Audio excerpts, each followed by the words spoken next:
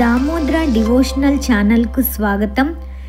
28వ రోజు పారాయణం పంచవింశోధ్యాయః. శ్రీకృష్ణుడు చెబుతున్నాడు, సత్యభామ నారద ప్రోక్తాలైన సంగతులతో ఆశ్చర్యమానసుడైన పృథువు ఆ ఋషిని పూజించి అతని వద్ద సెలవు తీసుకున్నాడు. ఆ కారణంగా ఈ 3 వ్రతాలు కూడా నాకు అత్యంత ప్రీతిపాత్రాలై ఉన్నాయి. మాఘ కార్తీక వ్రతముల వలనే తిథులలో ఏకాదశి, క్షేత్రములలో ద్వారక నాకు అత్యంత ప్రియమైనవి సుమా. ఎవరైతే వీటిని విధి విధానంగా ఆచరిస్తారో వాళ్ళు నాకు యజ్ఞాది క్రతు కర్మకాండలు చేసిన వారి కంటే కూడా చేరువ సన్నిహితులవుతున్నారు. అటువంటి వాళ్ళు నా కరుణాపూర్ణులై పాపభీతి లేని వాళ్ళవుతున్నారు. శ్రీకృష్ణ వచనామృత శ్రవణజాత విస్మయమైన సత్యభామ, స్వామి ధర్మదత్తునిచే దారపోయబడిన పుణ్యం వలన కలహకు కైవల్యం లభించింది. కేవలం కార్తీక స్నాన పుణ్యం వలన రాజద్రోహాది పాపాలు పటాపంచలైపోతున్నాయి. స్వయం కృతాలో కర్తల నుండి దత్తములో అయినవి సరే, అలా కాకుండా మానవ జాతికి పాప పుణ్యాలేర్పడే విధానాలేమిటి, దానిని వివరించు అని కోరడంతో గోవిందుడిలా చెప్పసాగాడు. పాపపుణ్యములు ఏర్పడు విధానములు. ప్రియ, కృతయుగంలో చేయబడిన పాపపుణ్యములు గ్రామానికి, ద్వాపరయుగంలోనివి వారి వారి వంశానికి చెందినవి. కలియుగంలో చేయబడిన కర్మఫలం మాత్రం కేవలం కర్తకొక్కడికే సిద్ధిస్తుంది. ఇక్కడ చూడండి ఎంత చెప్పారో. కృతయుగంలోనేమో పాపపుణ్యాలు ఆ గ్రామంలో అందరికీ అంట, ద్వాపర యుగంలోనేమో ఆ వంశానికి మాత్రమే వస్తాయట. ఇక్కడ కలియుగంలో మాత్రం తనకి మాత్రమే కర్మ ఫలితం తనకే ఉంటుంది, తనకే సిద్ధిస్తుంది అని చెప్తున్నారు. సంసర్గరహిత సమాయుక్తములయ్యే పాపపుణ్యాలను గురించి చెబుతాను విను. ఫలాపేక్ష కలిగిన మానవుడు ఒక పాత్రలో భుజించడం వలన, ఒక స్త్రీతో రమించడం వలన కలిగే పాపపుణ్యాలను తప్పనిసరిగాను సంపూర్తిగాను అనుభవిస్తున్నాడు. వేలాది బోధనల వలన, యజ్ఞం చేయడం వలన, పంక్తి భోజనం చేయడం వలన కలిగే పాపపుణ్యాలలో 4వ వంతు మాత్రమే పొందుతున్నాడు. ఇతరులచే చేయబడే పాపపుణ్యాలను చూడడం వలన, తలంచుకోవడం వలన అందులోని 100వ భాగాన్ని తాను పొందుతున్నాడు. ఎంత భాగాన్ని ఎలా చేస్తే పొందుతారు అన్నది చెప్తున్నారన్నమాట. ఇక్కడ ఒక పాత్రలో భుజించడం వలన, ఒకే స్త్రీతో రమించడం వలన పాపపుణ్యాలు మొత్తం ఫుల్ ఆయనకే వస్తాయట. అలా కాకుండా వేలాది బోధన వలన, యజ్ఞం చేయడం వలన, పంక్తి భోజనం వలన 4వ వంతు పాపపుణ్యాలు మాత్రమే పొందుతామంట. అలా కాకుండా ఇతరులు చేయబడే పాపపుణ్యాలు చూడడం వలన, తలంచుకోవడం వలన వారి పాపంలో పుణ్యంలో 100వ భాగం మనం పొందుతామంట. ఇతరులను దూషించేవాడు, తృణీకరించేవాడు, చెడుగా మాట్లాడేవాడు, పితూరీలు చేసేవాడు, వీడు ఇతరుల పాపాలను తాను పుచ్చుకొని పుణ్యాన్ని జారవిడుచుకుంటాడని తెలుసుకో. అందుకే ఎప్పుడు ఇతరుల మీద చాడీలు చెప్పడము అలాంటివి చేయకూడదు అని చెప్తారు. వాళ్ళ పాపాలని మనం పుచ్చుకుంటూ మన పుణ్యాన్ని మొత్తం పోతుందన్నమాట. తన భార్య చేతనో, కొడుకు చేతో, శిష్యుని చేతనో తప్ప ఇతరుల చేత సేవలు చేయించుకున్నట్లయితే తప్పనిసరిగా వారికి తగినంత ద్రవ్యమును ఇచ్చి తీరాలి. ఇప్పుడు మనం పని వాళ్ళ చేత, సర్వెంట్ చేత చేయించుకున్నప్పుడు వాళ్ళకి కంపల్సరీ మనం పనిచ్చే చేయించుకోవాలి. మన భార్యో, కొడుకో, శిష్యుడు అయితే ఏం ప్రాబ్లం ఉండదు అని చెప్తున్నారు. అలా ఇవ్వని వాడు తన పుణ్యంలో సేవానురూపమైన పుణ్యాన్ని ఆ ఇతరులకు జారవిడుచుకున్న వాడవుతున్నాడు.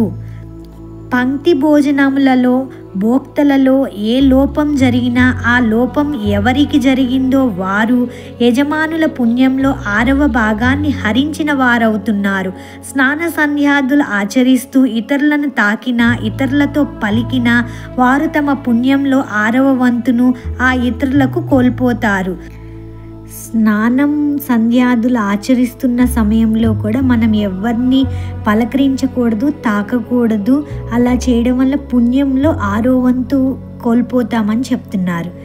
ఎవరి నుంచి అయినా యాచన చేసి తెచ్చిన ధనంతో ఆచరించిన సత్కర్మ వలన కలిగే పుణ్యం ధనమిచ్చిన వారికే చెందుతుంది. కర్తకు కర్మఫలం ఏమీ మిగలదు. అందుకే మనము ఎవరి దగ్గర తీర్థయాత్రలకు కానీ ఎక్కడికైనా వెళ్ళేటప్పుడు ఎవరి దగ్గర మనం డబ్బులు తీసుకోకూడదు. మన డబ్బులతోనే మనమే వెళ్ళాలి అని చెప్తారు. ఎందుకు అంటే వేరే వాళ్ళ ద్రవ్యంతో కానీ వేరే వాళ్ళ వస్తువులతో కానీ ఏదైనా మనం చేసినప్పుడు దానివల్ల వచ్చే పుణ్యం వాళ్ళకి వెళ్తుంది. దొంగిలించి తెచ్చిన పరద్రవ్యంతో చేసే పుణ్యకర్మ వల్ల పుణ్యం ఆ ధనం యొక్క యజమానికే చెందుతుంది తప్ప ఆ కర్మటకుడికి దక్కదు అని చెప్తున్నారు.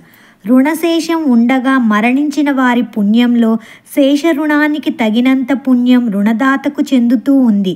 పాపం కానీ పుణ్యం కానీ ఫలానా అని చెయ్యాలనే సంకల్పం కలిగిన వాడు ఆ పని చేయడంలో తోడ్పడేవాడు, దానికి తగినంత సాధన సంపత్తిని సమకూర్చిన వాడు, ప్రోత్సహించేవాడు తలా 1/6 వంతు ఫలాన్ని పొందుతారు. ఏదైనా పాపకార్యం కానీ పుణ్యకార్యం కానీ ఏదైనా మనం సంకల్పించినప్పుడు దానికి సహాయపడే వాళ్ళు, దానికి తోడ్పడే వాళ్ళకి 1/6 వంతు ఫలం దక్కుతుందట.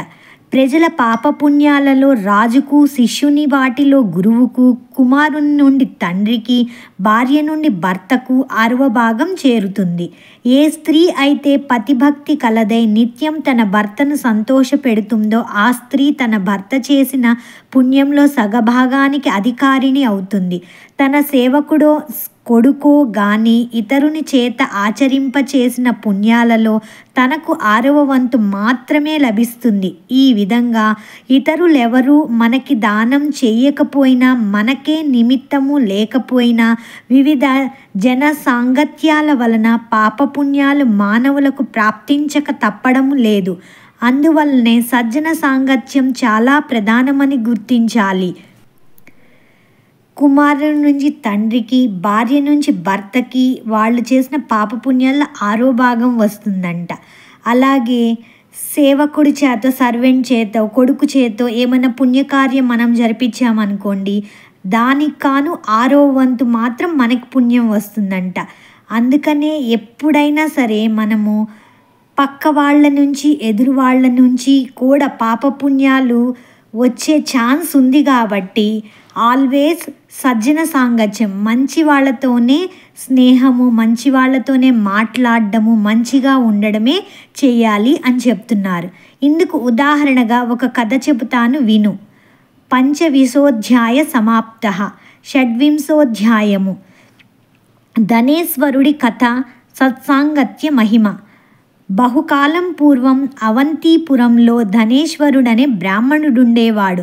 సహజంగానే ధనికుడైన అతగాడు కులాచార భ్రష్టుడయి పాపసక్తుడయి చరించేవాడు.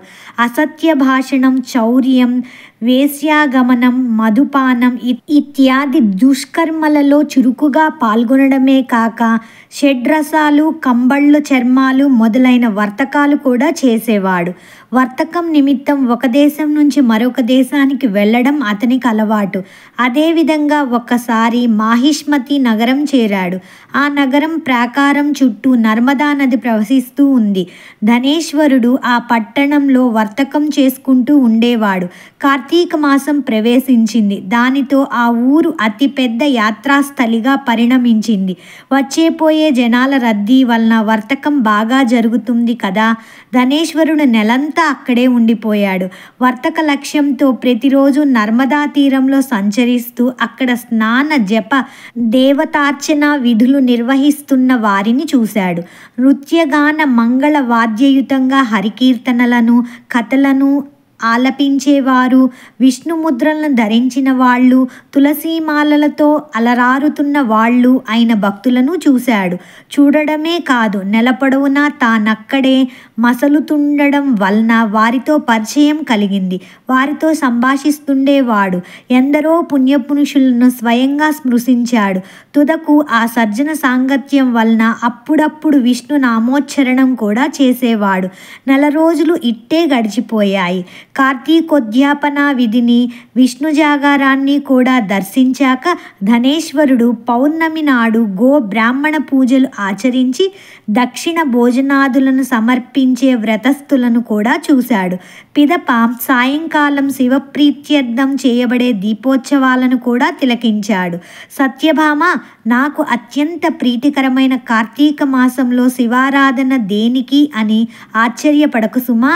ఎవరైతే నన్ను శివుణ్ణి భేదభావంతో చూస్తారో వారి యొక్క సమస్తమైన పుణ్యకర్మలు కూడా వృధా అయిపోతాయి. అదీ కాక ఆ శివుడు కార్తీక పౌర్ణమి నాడే త్రిపుర సంహారం చేసిన వాడవటం చేత కూడా ఆయన రోజున ఆరాధిస్తారు. ఇక ధనేశ్వరుడి పూజా మహోత్సవాలన్నింటినీ ఎంతో ఆశ్చర్యంతోనూ వాంఛతోనూ చూస్తూ అక్కడక్కడే తిరుగుతున్నాడు. కానీ ఆ సమయంలోనే కాలవశాన ఒక కృష్ణ సర్పం అతన్ని కాటువేయడం, తక్షణమే స్పృహ కోల్పోవడం, అపస్మారకంలో ఉన్న అతగాడికి అక్కడి భక్తులు తులసి తీర్థాన్ని సేవింపజేయడం, ఆ అనంతరం క్షణంలోనే ధనేశ్వరుడు దేహత్యాగం చేయడం జరిగింది. మరుక్షణమే యమదూతలు వచ్చి అతని జీవుని పాశబద్ధుణ్ణి చేసి కొరడాలతో మోదుతూ యముని వద్దకు తీసుకుని వెళ్ళాడు. యముడు అతని పాపపుణ్యాల గురించి విచారణ ఆరంభించగా చిత్రగుప్తుడు, హే ధర్మరాజా, వీడు ఆగర్భ పాపాత్ముడే గాని అణువంతైనా పుణ్యం చేసిన వాడు కాదని చెప్పాడు. ఆ మాట మీద దండధరుడు తన దూతల చేత ధనేశ్వరుని తలను చితుగగొట్టించి కుంభీపాక నరకంలో వేయించాడు. కానీ ధనేశ్వరుడు ఆ నరకంలో పడగానే అక్కడి అగ్నులు చప్పగా చల్లారిపోయాయి. ఆశ్చర్యపడిన దూతలు ఈ విషయాన్ని కాలునికి విన్నవించారు.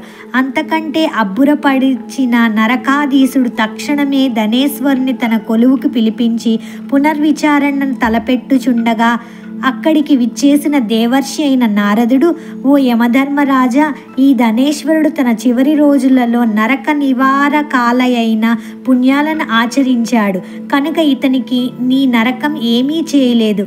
ఎవరైతే పుణ్య పురుష దర్శన భాషణలకు పాత్రులో వారా సజ్జనుల యొక్క పుణ్యంలో 6వ భాగాన్ని పొందుతూ ఉన్నారు.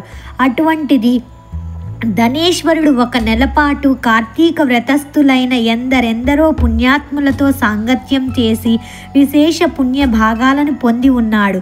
కార్తీక వ్రతస్థుల సహజీవనం వలన ఇతను కూడా సంపూర్ణ కార్తీక వ్రత ఫలాన్ని ఆర్జించుకున్నాడు. అదీ కాక అవసాన వేళ హరిభక్తుల చేత తులసీ తీర్థమును పొందాడు. కర్ణపుటాలలో హరినామ స్మరణం జరుపబడింది. పుణ్య నర్మదా తీర్థాలలో వీని దేహము సుస్నాతమయ్యింది.